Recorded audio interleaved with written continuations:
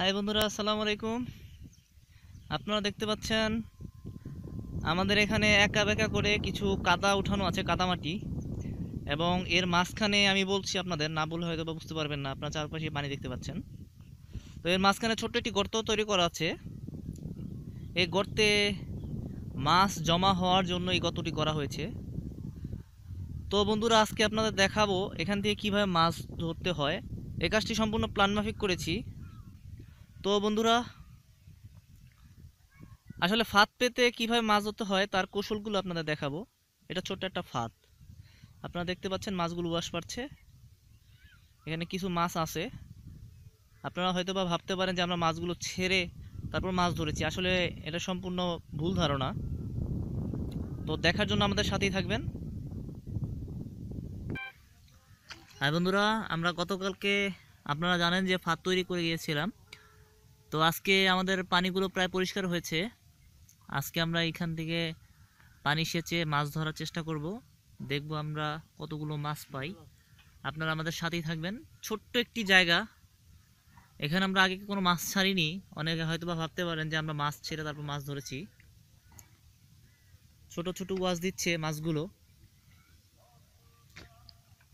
আমি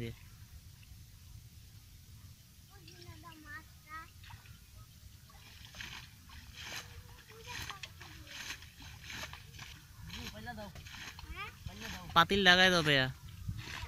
এই তো, হ্যাঁ।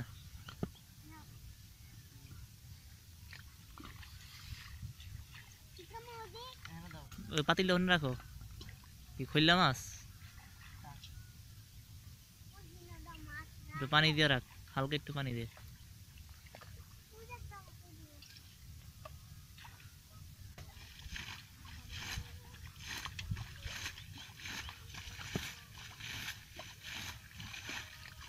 ওই যে মাছ গেল কত দেখি, কুই হেসত।